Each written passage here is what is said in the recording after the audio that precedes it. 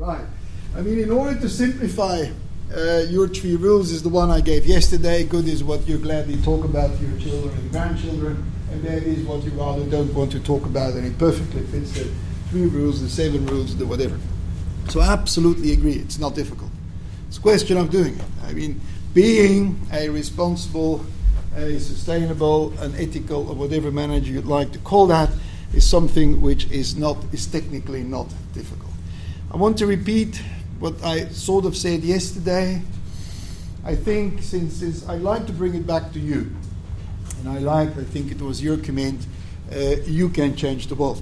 You can get up and we sometimes forget that. We point to politics, very popular in this country today. It's not about politics. It is about business. I absolutely agree. If you really want to change this society, it's about business, and it's about responsible business. That's really what it is. And therefore, I think we're all in the right arena. We just sort of have to try and push and get it for more than just us, get it right. And I think most of you, we preach to the converted. I think most of you will agree with most of what is said. But I really wish you the courage to try and start changing it. The conditions of the world did change. And I know everybody says so, but I think it should have profound implications on what we teach MBAs.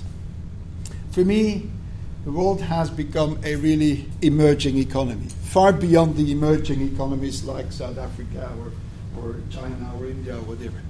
And we define in the school that I run emerging economies as economies or situations or markets with high degrees of complexity in the real sense of the word, dynamic nonlinear behavior, uncertainty, and unfortunately inequality, poverty, which really needs a strong focus on what some of you have labeled, or what I would label as inclusive business, right? Including stakeholder-oriented business or whatever.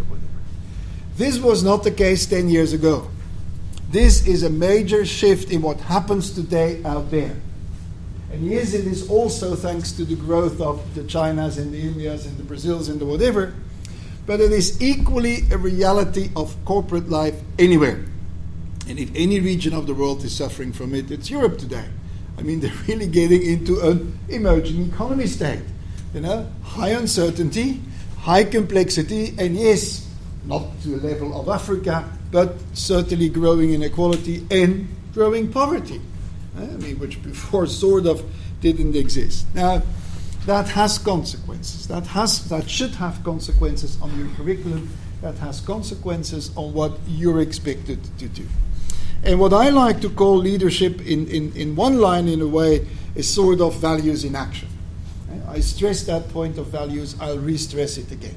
And I'd like to elaborate for the 10 minutes that remain how I like to see the concept of systemic management or systemic thinking or systemic whatever. One of the big mistakes I think we did in business schools and out of business schools in business is that we did not have, or we did not try to have, a systemic understanding neither of markets nor of companies. And we tried to sort of split up the sausage and then give everybody part of it and say, you manage that and you manage that. And many people did a good job in managing their part of the sausage, but if you bring it together again, it's no longer a sausage, right? You can't get back to bringing it together. And business schools have sort of fooled their students by suggesting that. Say, if you're just good in all those. And as I said yesterday, all recruiters will agree that's not what we need, but we continue to a huge extent to do that, right? And I'll say that wherever I am. An interesting movement in there is Prime, that I hope most of you know. Prime is sort of the academic daughter or son or whatever of the Global Compact.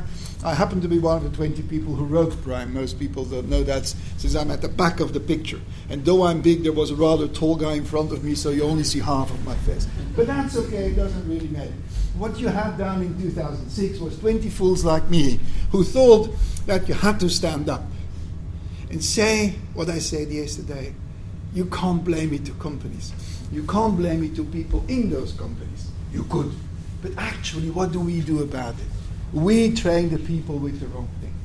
We came up with those principles, gave them in 2007 officially nice to the Secretary General House, and then you get all the ceremonial things. Today you do have a few hundreds, close to, I think, 500 schools that did sign up for Prime. Most of the South Africans did, by the way, and I'm very happy with that. Most of the Africans do, via the Association of African Business Schools, and the Association of African Business Schools is a real supporter and pusher of Prime into this continent, right? We have to start thinking much more systemic about situations, companies, and about what is expected from a leader. And I'll draw you a nice drawing. If I talk about systemic understanding, and there are many models of that, I'm a simple guy, so I like a simple model which is brought to us by a philosopher who's called Ken Wilber.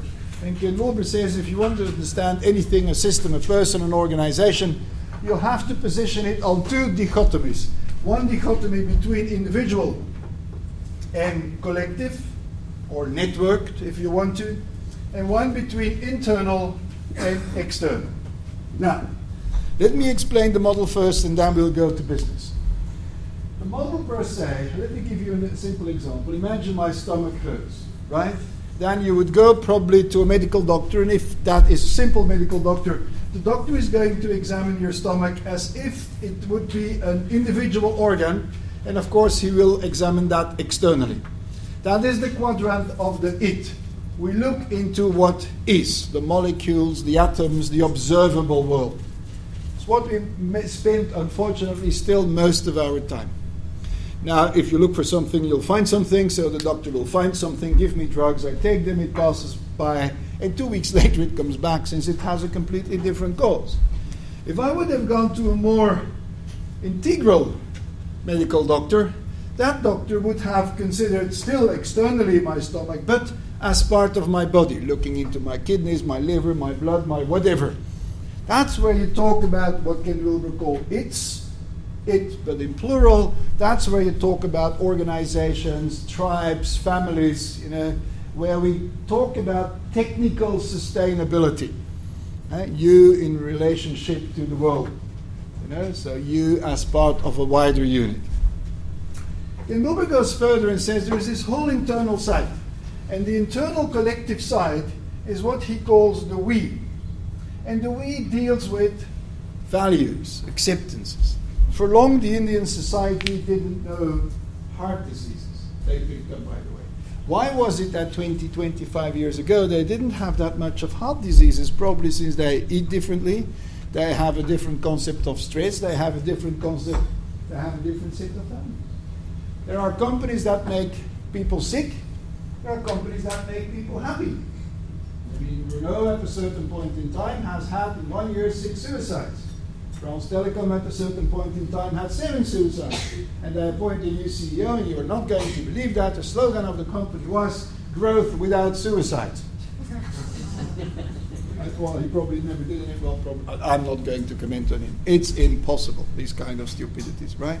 Now, it's very, very crucial if you want to understand still my stomach. And the last is internal, and again individual, which is I, which is the emotions, which is the malade imaginaire. If you say 20 times to yourself a day, I'm sick, I'm sick, I'm sick, and you do that 20 days, I guarantee you're sick, not trying, right? So it's your whole emotional side. So if you want to understand my disease, you have to pay attention to those 4 quadrants, right? And then you'll have a sort of holistic picture of what is going wrong with you. Exactly the same is true if you would like to understand an organization. Exactly the same is true if you would like to define your role as a manager. However, you start here. You start, on my PowerPoint, of course, I would have now a completely new white PowerPoint, so I'm not going to wipe it up and draw it again. Sorry? I'm not going to do that. So, we start with values, okay?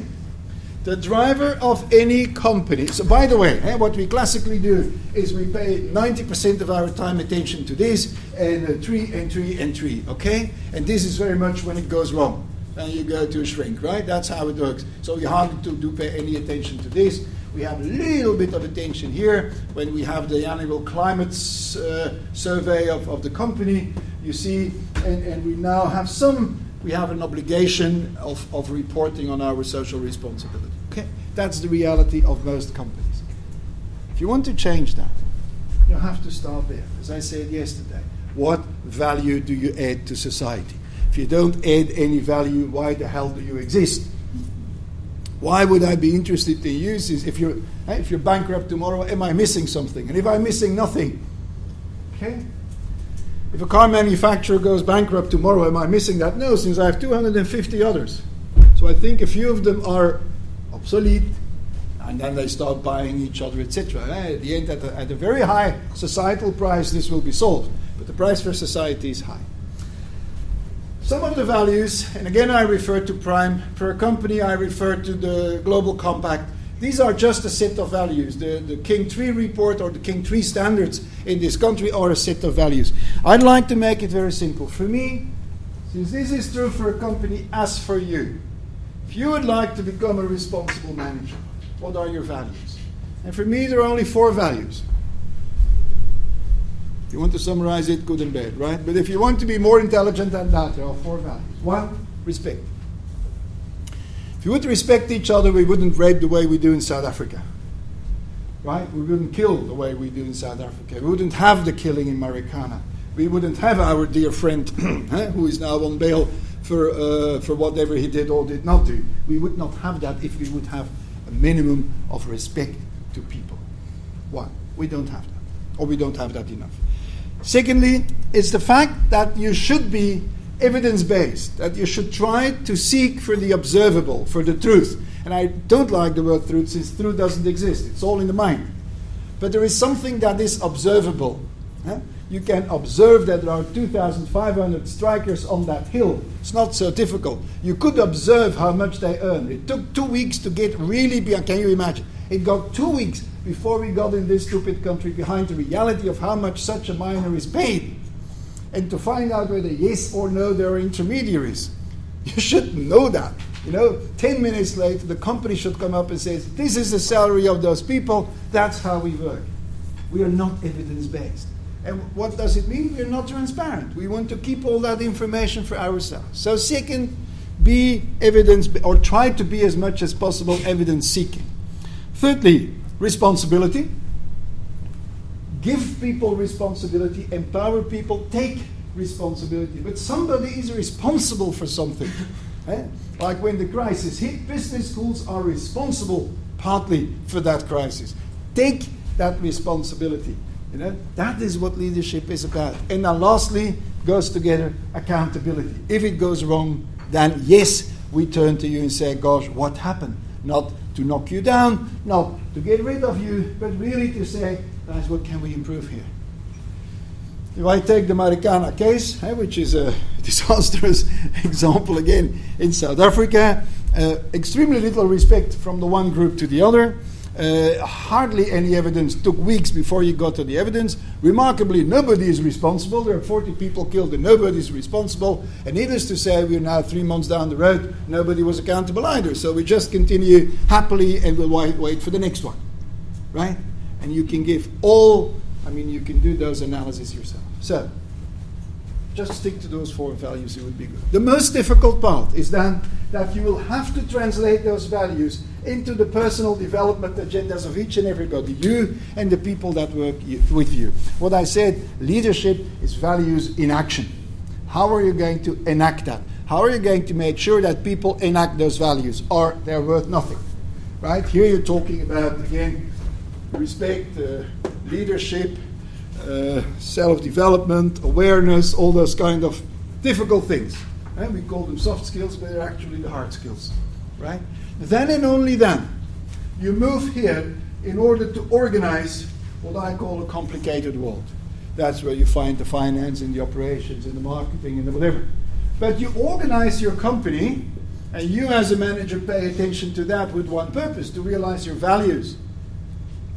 Since if you don't have values, what do you organize for? You can only organize for profit. It's all what remains. If you have no values, there is nothing. So you look at the bottom line. Literally, you look at the last line you have, since you guess wrongly that this is what it is all about. No, that's the outcome. It's about the creation of values. And then, sort of as a present, you get to issues like community, you get to issues like learning, you get to issues like sharing, responsibility, sustainability, ethics, etc. You cannot declare in a company that as from tomorrow we're going to be ethical. It just doesn't work. We've all done that. It doesn't work. Why not? Since we have an organization that we want to force here. The real discussion should be, what are our values? What is it that this company wants to realize? If we agree on that, how do we translate that into my, as a manager, but all the others' agendas? And what do we do to support people to encompass those values? Then we might want to structure differently in order to realize those values. And then you won't have a problem to force this, since you'll get it as a president. Now, that's sort of the model I wanted to share with you. If it ever interests you, I've even on a Blue Monday designed a whole tool to do that. It has been published, as I promised you yesterday. In a month's time, there will be a book out on internet, free downloadable book with accompanying website, which will be called Leadership in Business Model Innovation. The publisher is Bookboon, one or another Danish internet publishing company. I don't know them, but I can't care. I stopped writing books that aren't read. I wrote 10 books in my life and nobody reads them. Well, it's not true. But there are not a lot of people that read them. So I changed my course. So I now go to internet books so that everybody can download them, can copy them, can publish them. I can't care. At least they will be used. So if you have any interest in this, in a month's time, you should be able to trace it down, get a whole theory, a whole concept, a whole model, a whole questionnaire, which you will be able to use on the internet for play reasons.